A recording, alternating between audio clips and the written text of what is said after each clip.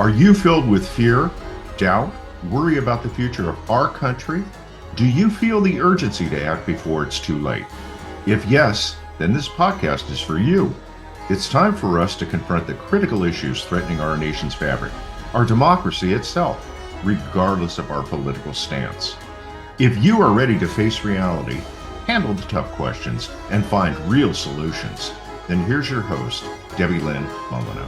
Welcome to the Terrified Nation podcast. I'm your host, Debilyn Molyneux. Can we save it? That's what we're exploring in this podcast. And for me, it's almost a rhetorical question because the answer is yes. Yes, we can and we must. Now, this show is for you.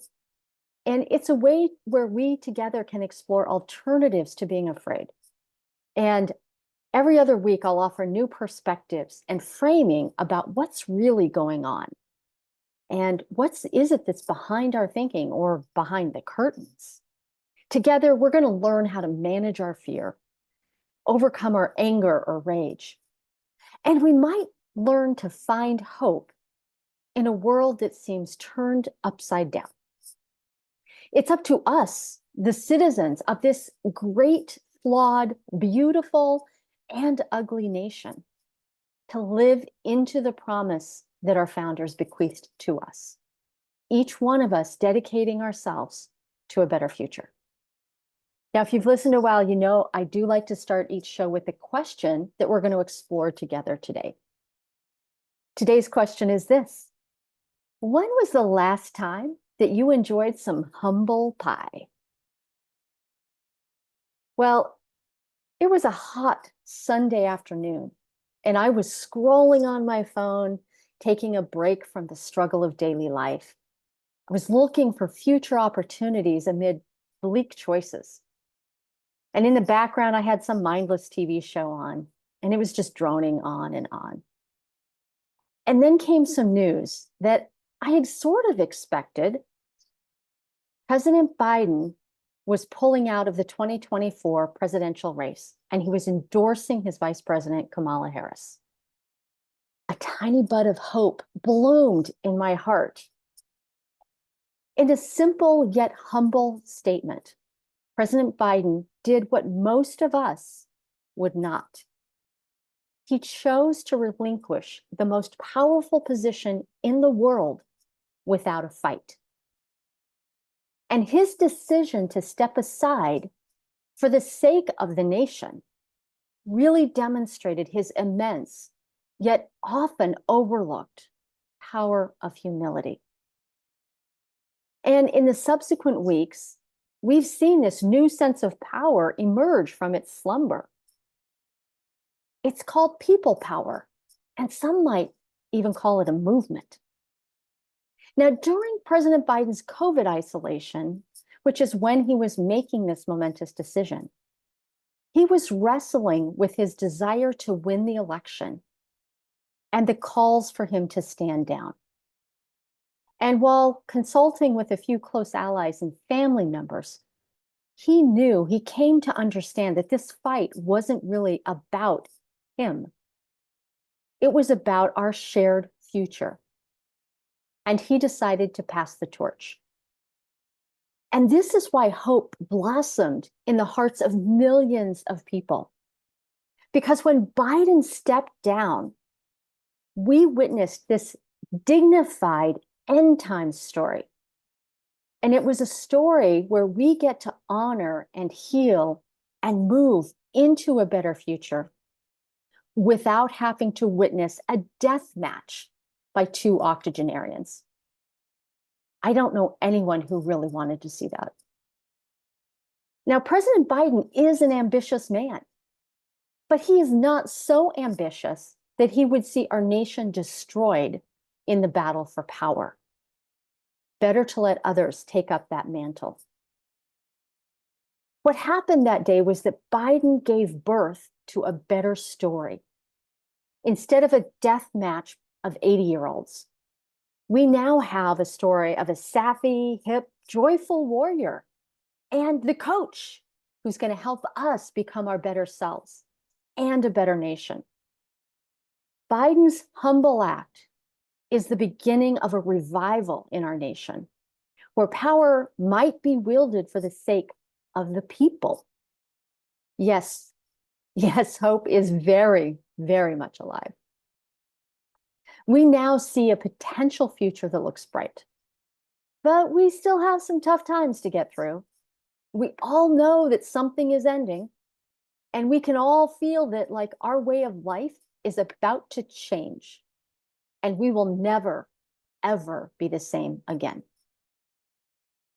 Now, if some of us are holding on as long as possible to what was, others of us are saying, bring it on. For all of us, the question is, what comes next?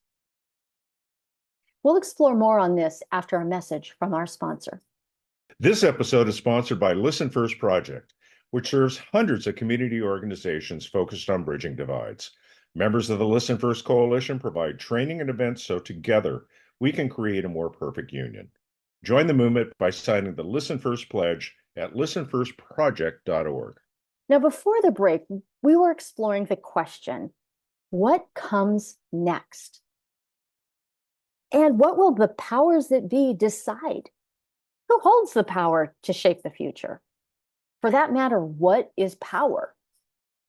For millennia, people have sought to answer the seemingly simple question. And for the completion of this podcast, let's focus on 4 primary forms of power as it relates to the upcoming 2024 election and our future. The first is political power. Now, political power is where elected officials wield federal and state governments to shape society. The second is financial power, where people and corporations and entities, if you will, of means, use their financial prowess to influence elected officials directly or indirectly. The third is people power. This is where the will of the people is seen and heard, and where voting and civic engagement happens to influence and elect those people with political power. And the fourth one is narrative power. This is where the use of information and stories and propaganda is used to influence people power, and sometimes elected officials as well. Now, political power is awarded by people power, but is supported by financial power. And financial power is used to craft narrative power to persuade people power to grant political power. That's a word salad for sure. In the notes for this podcast, you'll find a link that will take you to a graphic that describes what I just said in the word salad. It's a little bit easier to understand. And during election season itself, power moves around very quickly, and it snarls itself like tangled yarn. Now, as a nation, what we really need right now is to finish knitting the damn sweater before winter arrives. We need to prepare for our shared future. That's another way of saying that. But how does this yarn become so tangled and unusable? Well, you've heard me talk before about conflict profiteers, because they're doing their best to confuse us. They're just going to flood the zone with shit until we give up and just let them handle it. And how do you know you've been influenced by a conflict profiteer? That one's easy. All of us. We all have. Every one of us. No one is too smart to be impacted, even if you think you are. Now, I do find it amazing that our country has survived for 250 years by balancing these competing powers. And we can thank our founders for setting up a system of checks and balances to help mitigate from the worst impulses of human behavior. Intended or not, the ultimate power in the United States lies in the people power. And just talking about these 4 types of power is clarifying. The process of self-governing isn't for the faint of heart. It takes courage. It is a time-consuming and messy process, like detangling a bunch of yarn. And other forms of governance are much more efficient, as long as we don't mind giving up our freedom to choose for ourselves. In such a messy process, A little humility goes a long way. Sometimes it looks like holding space for others. Sometimes it's listening deeply to those who have not been heard and really identifying what are the needs below that opinion. Often it is expressing kindness when someone is hurting.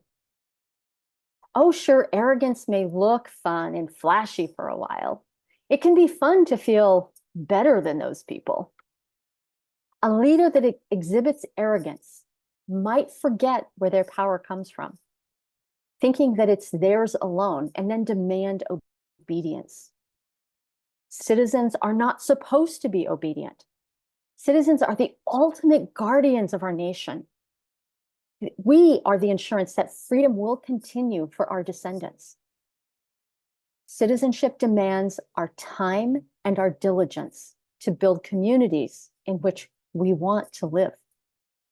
In the end, it's all up to us. Will we use our people power in the healthiest way we know, assuring a future opportunity for all? The 2024 election is our next opportunity to answer this question. Well, I'd like to end this podcast with an invitation for you. As a citizen, where are you involved in this election season? Are you working on a campaign? Are you registering people to vote? Maybe becoming an election judge? All of these roles, no matter how big or how small, are important. And I urge you to get involved in this election season for the candidate or issue or role of your choice. And together, we're going to create the future we want to live into. In closing today's show, I would like to thank you, the listeners of the Terrified Nation, for giving a damn about our country. We may be a terrified nation today, but there's a light at the end of the tunnel. We can do better. We can save the USA. Join me next time. So that's it for today's episode of Terrified Nation. Head on over to iTunes or wherever you listen to subscribe to the show. You can get advance notice of new episodes and bonus content by signing up. Head over to terrifiednation.com and join us on the next episode.